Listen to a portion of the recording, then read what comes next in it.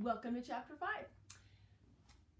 Yesterday, or in the last chapter, chapter 4, Nia, she walked to her house, and then she had a snack, and then she got her bucket, and she walked back to the pond twice in one day. Salva, turns out those people were Dinka, but they didn't want to take him.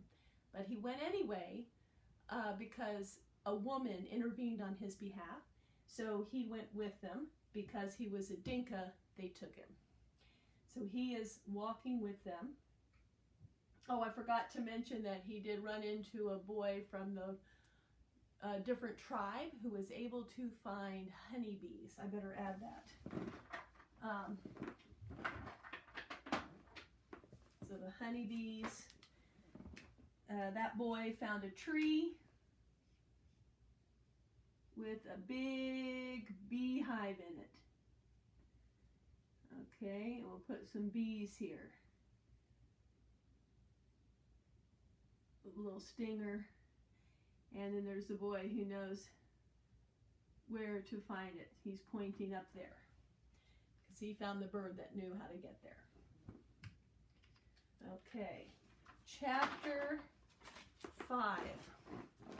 Southern Sudan, 2008. There was a big lake 3 days walk from Nia's village. Every year when the rain stopped and the pond near the village dried up, Nia's family moved from their home to a camp near the big lake. Nia's family did not live by the lake all year round because of the fighting. Her tribe, the Nuer, often fought with the rival Dinka tribe over the land surrounding the lake. Men and boys were hurt and even killed when the two groups clashed. So Nia and the rest of her village lived at the lake only during the 5 months of the dry season, when both tribes were so busy struggling for survival that the fighting occurred far less often. Like the pond back home, the lake was dried up. Because it was much bigger than the pond, the clay of the lake bed still held water. Nia's job at the lake camp was the same as at home, to fetch water. With her hands, she would dig a hole in the damp clay of the lake bed. She kept digging, scooping out handfuls of clay until the hole was as deep as her arm was long. The clay got wetter as she dug, until at last water began to seep into the bottom of the hole. The water that filled the hole was filthy, more mud than liquid. It seeped in so slowly that it took a long time to collect even a few gourds full.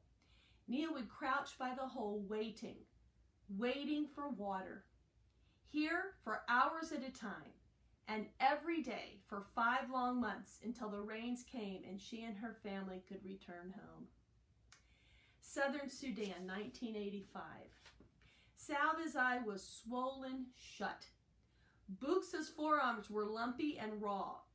A friend of Buxa's had a fat lip.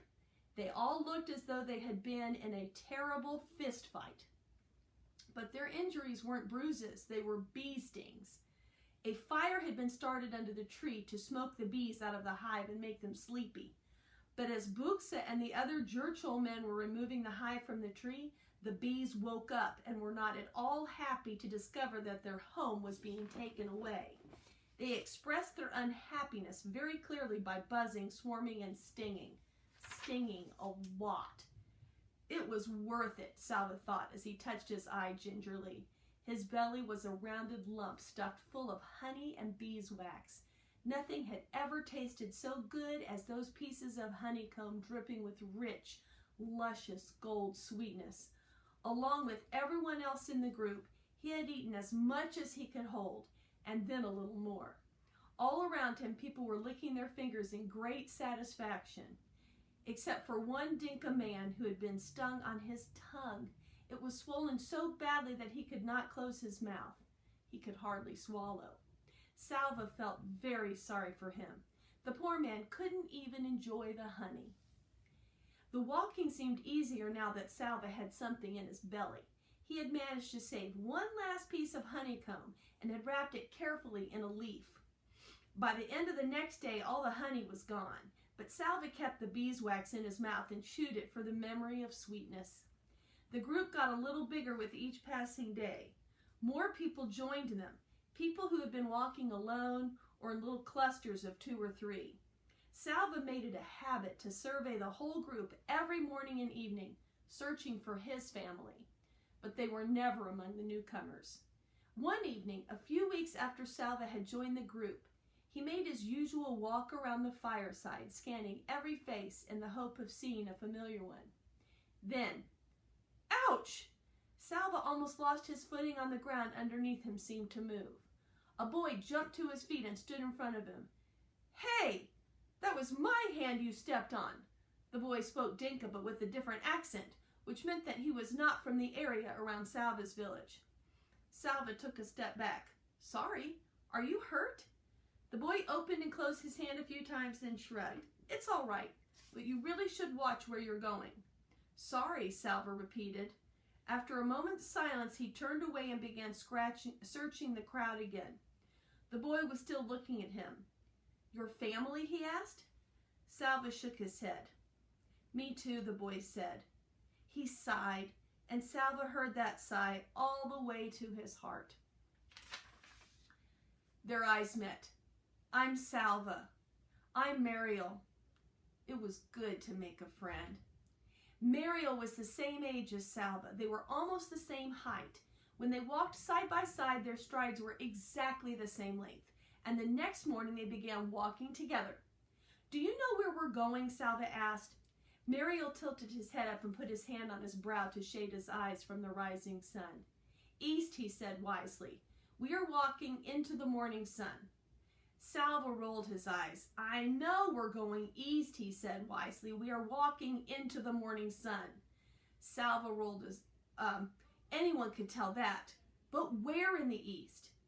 Marshall thought for a moment. Ethiopia, he said. East of Sudan is Ethiopia.